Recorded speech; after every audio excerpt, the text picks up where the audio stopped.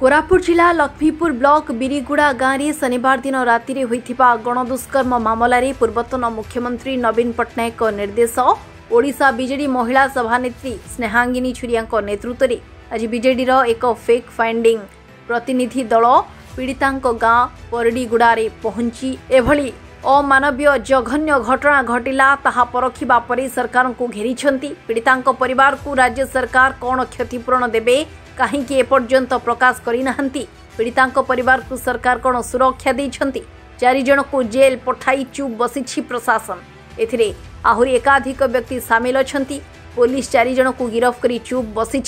जिले में आईन श्रृंखला परिस्थिति पूरा संपूर्ण भावे भुशुड़ी पड़ी मानसिक भावे परिवार सदस्य चिंतित अभियुक्त मानक कठोर दंड दि जाऊ ओडिशा रे प्रत्येक दिन आदिवासी झील निर्यातित होउछंती आदिवासी मुख्यमंत्री हुई गृह विभाग तांको हाथ रे थाई काहींकी एमिति घटना हेउछि संपूर्ण भावे आईन श्रृंखला विपर्यस्त होइथिबा कारणरू मुख्यमंत्री को इस्तीफा दाबी करिसेंते। वर्तमान सुधा मुख्यमंत्री आदिवासी अनाथ झील प्रति टिकिए समवेदना मध्य जणाई नाहंती शांतिपूर्ण अंचल वर्तमान अशांत होई पड़िछि बोली महिला टीम गणमाध्यम को कहिसेंती। ए टीम रे बीजेडी राज्य महिला सभानेत्री स्नेहांगिनी छुरिया पूर्वतन मंत्री पद्मिनी दियान कोरापुट जिला परिषद अध्यक्षा सस्मिता मेलेका रायगड़ा जिला परिषद अध्यक्षा सरस्वती माझी बीजेडी नेत्री कौशल्या हिक्का कोरापुट जिला महिला सभानेत्री पार्वती मस्ती कोरापुट जिला बीजेडी सभापति झिन हिक्का कोरापुट पूर्वतन विधायक रघुराम पडाल प्रमुख पीड़िता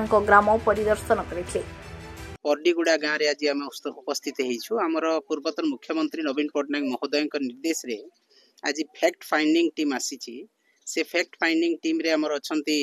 पूर्वतन हमर विधायिका मंत्री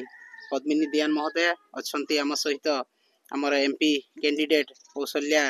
हिक्का मैडम हमर अछंती कैंडिडेट रायगड़ा रो अनुसया माझी मैडम हमर अछंती ZP president Koraput ZP president Rayagada एवं हमर समस्त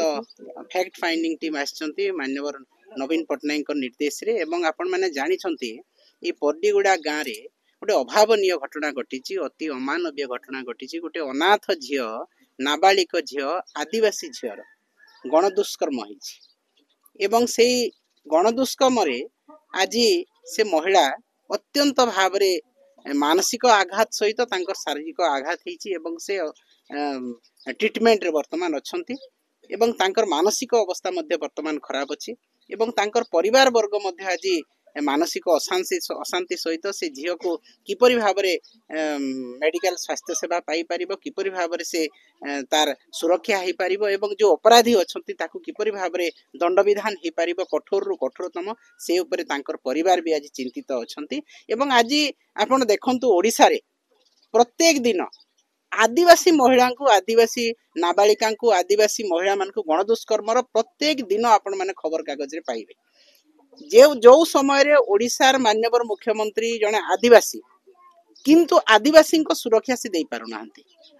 नाबालिका उनका सुरक्षा से दे पारु नाहंती गोटे अनाथ झियो गोटे आदिवासी झियो गोटे नाबालिका झियोर आज गणदुष्कर्म होइछि किंतु मुख्यमंत्री पदरु किंबा तांकर ऑफिशियल कोनोसी आपण वेबसाइट देखिबा को पाइबेनी कोनोसी प्रकार समवेदना किंबा संवेदनशील किछि कथा आज दुर्भाग्यर कथा जे प्रत्येक दिन खबर कागज शिरोनामा होउछि आदिवासी महिला दुष्कर्म एवं तांकर गणदुष्कर्म एवं निश्चित भाव में एटा निंदनीय घटना आज ओडिशा सरकार को पई एवं सारा आदिवासी मान को पई आमे चिंतारे अछु। वर्तमान आमर प्रिय नेता नवीन पट्टनायक महोदय सब बेले चिंतित अछंती आदिवासी को से सुरक्षा दउथिले जो दलित मान को से सुरक्षा दउथिले जो महिला मान को सुरक्षा सर्वोपरि थिला नवीन पट्टनायक को पई किंतु आज ताहा प्रहसन रे परिणत हेछि प्रत्येक दिन आदिवासी महिला निर्यातित होउछंती आदिवासी महिला को गणदुष्कर्म करा जाउछि आदिवासी महिला तांकर सुरक्षा आज संदेहान हेकि रहिछि एवं प्रश्नवाची सृष्टि हेछि तेणु आजिर जो गणदुष्कर्म कथा निश्चित भाव में से नाबालिका भौणी को सुरक्षा दिया जाओ तांकर स्वास्थ्य किपरि भाव में ठीक हेबो सेति प्रति दृष्टि दिया जाओ एवं सरकार को पाखरे दाबी जे एई जो माने अपराधी अछंती से अपराधी को घंट न घोड़ाई तांको गिरफ्त करी तुरंत कठोर रु कठोर कार्यानुष्ठान निया जाऊ एवं पीड़िता को प्रकृत रिपोर्ट आरसीएन ओडिया।